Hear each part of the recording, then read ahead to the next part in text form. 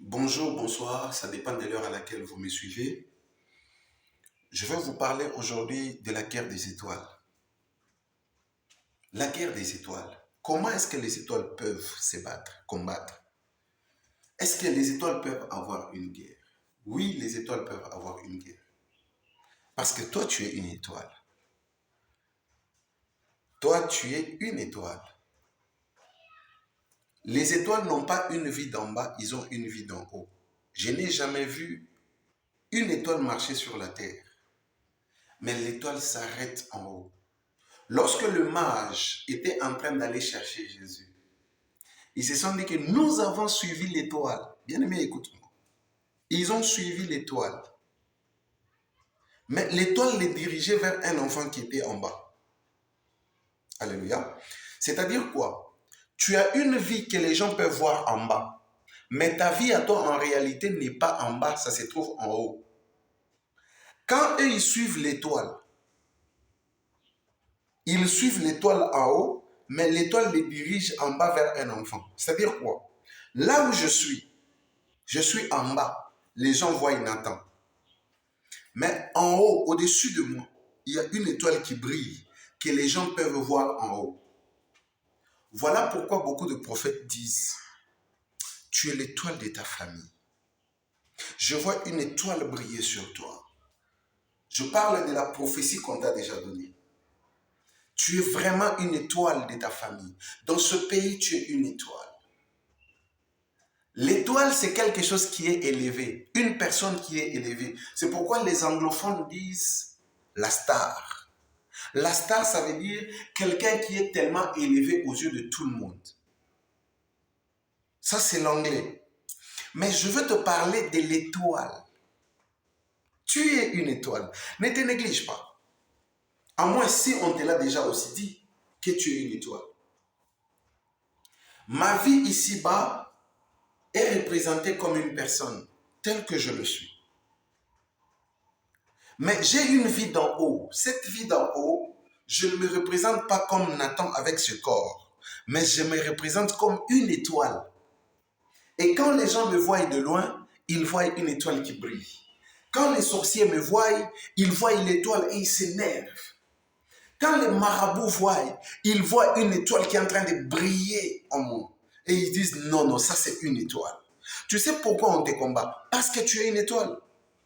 Voilà pourquoi je te dis la guerre des étoiles. On ne combat jamais quelque chose qui ne brille pas. En réalité, ce que le diable combat en nous, ce n'est pas les ténèbres qui est en nous. Si tu as les ténèbres en toi, ces ténèbres-là ne peuvent pas être combattues par le diable. Non. Le diable n'a jamais combattu les ténèbres se trouvant en une personne. Non. Le diable ne peut pas combattre les péchés en toi. Non. Le diable ne peut pas combattre l'échec en toi. Il voudrait que l'échec reste avec toi. Il voudra que les ténèbres restent avec toi. Tu sais ce que le diable combat? Il combat la lumière. Or, les étoiles produisent la lumière. Écoute-moi bien. Même si je suis une étoile et que toi tu es une étoile, nous ne sommes pas les mêmes étoiles. Parce que l'apôtre Paul dit, tous les astres ont leur brillance. Le soleil brille à sa façon, la lune à sa façon. Les étoiles aussi, c'est diffère. Ils ne brillent pas de la même façon. Ça, c'est ce que l'apôtre Paul dit. Donc, si je suis une étoile, toi aussi tu es une étoile. Ok, mais nous devons briller, mais pas de la même façon. Vous comprenez? Il y a des gens, ils peuvent aller chez les marabouts lui disent, non, non, non, non, il faut normalement qu'on puisse laver ton étoile. Vous comprenez un peu? Parce qu'eux ne voient pas la personne qui est en train d'échouer. Ils ne voient pas la personne qui ne trouve pas de mari en se prostituant. Et ils voient l'étoile de la personne qui est noircie. Et ils cherchent à décanter cela. Or, ce sont des pires mensonges. La réalité, c'est quoi? La réalité, c'est que les étoiles sont toujours combattues. Si dans ta vie, tu n'as pas la guerre, jusqu'aujourd'hui, tu n'as jamais été combattu, sache une chose, tu n'es pas une étoile. Il n'y a que les étoiles qui sont combattues. On ne combat que les étoiles qui brillent. Mais si tu ne brilles pas, on ne te combat pas. Les mages ont dit, allons-y voir cette étoile nous mènera là où se trouve Jésus. Et la Bible précise une chose dans Luc 2. La Bible dit, l'étoile marchait. Waouh! L'étoile marchait au-dessus des mages. Or, les mages là sont des personnes de mauvaise foi. Sont des personnes qui n'ont pas une bonne foi. En fait, le mage, dans d'autres versions de la Bible, on les appelle les sorciers. J'espère que quelqu'un le sache. Les mages, dans une autre version de la Bible, on les appelle les astrologues. Ok? Les sorciers, sur le plan spirituel, ils sont sorciers. Dans d'autres Bibles, on remplace le mot mage par sorcier. Mais dans d'autres Bibles, on remplace le mot mage par astrologue. Or, c'est quoi un astrologue? Un astrologue, c'est quelqu'un qui étudie les astres. Et pourtant, il n'y a qu'un astrologue qui peut comprendre l'aspect de l'étoile. Si un homme n'a pas d'esprit, il ne comprendra pas la lumière qui dégage l'étoile que tu es. Il faut que quelqu'un ait l'esprit pour comprendre que non, tu es une étoile et cette étoile est en train de briller. Ça se passe dans le monde spirituel. Les mages sont des sorciers, sont des personnes avec des esprits qui peuvent détecter ta lumière. Voilà pourquoi tu es beaucoup combattu, parce que ta lumière est tellement forte. Tu peux briller comme tout le monde dans la maison, mais ta lumière doit dépasser tout le monde. C'est pourquoi toi, tu as toujours beaucoup de combats plus que les autres. Paul dit que nos lumières se diffèrent. Quand ils ont avancé, l'étoile avance avec eux. Lorsque l'étoile s'arrête, eux aussi s'arrêtent, ils voient en bas, ils voient l'enfant Jésus. Waouh! Jésus était une étoile. Jésus était une étoile.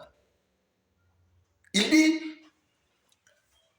vous aurez ma nature. La nature de l'étoile, c'est la nature que nous avons. Et si nous sommes combattus, c'est parce que le diable est en train de voir cette lumière en nous. S'il n'y a pas de lueur en toi, s'il n'y a pas de lueur en toi, tu ne seras jamais combattu. Le diable ne combat pas ce dont il lui appartient. Non. Parce que son royaume ne peut jamais être divisé. Il combat que les gens qui ont de la lumière. Tu vois le combat que tu combattes? C'est la guerre des étoiles. Parce qu'on sait que non, on peut voir, on peut détecter la lumière dans ta vie. C'est pourquoi on te combat. Tu sais pourquoi on te combat pour ce mariage? C'est parce qu'on sait que non, avec toi dans ce mariage, ce mari-là réussira. C'est pourquoi on te combat pour que ce mariage s'arrête. Tu sais pourquoi on te combat pour le problème de tes affaires, business? Parce qu'on sait que non, avec ta lumière là, tu vas vraiment te distinguer dans ce monde. Voilà pourquoi on est en train de te combattre, parce que les choses ne puissent pas tenir. Que tu ne puisses pas tenir l'argent entre tes mains. Parce que tu es une étoile. Tu ne te connaissais pas bien avant, mais tu es une étoile. Ma prière aujourd'hui, c'est que Dieu puisse faire briller ta vie. Que tu brilles comme une vraie étoile. Que tu brilles. Les astrologues étudient les astres. Qu'est-ce qui s'est passé? Ils se sont mis tous autour d'une table. Ils sont en train de regarder l'évolution de l'étoile Nathan.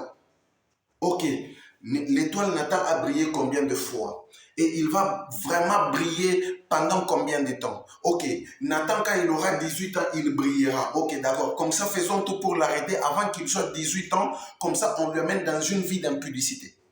Qu'on lui amène dans une vie de la boisson. Comme ça, il va perdre sa lueur. Il ne saura pas la rattraper. S'il la rate à 18 ans, c'est fini. Alléluia. C'est ça le problème avec le diable.